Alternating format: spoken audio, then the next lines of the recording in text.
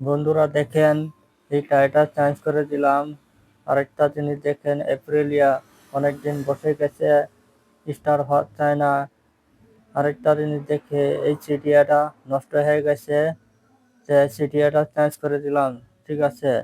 আর এই ভিতরে কি অবস্থা হয়ে গেছে না খুললে দেখা যাব না।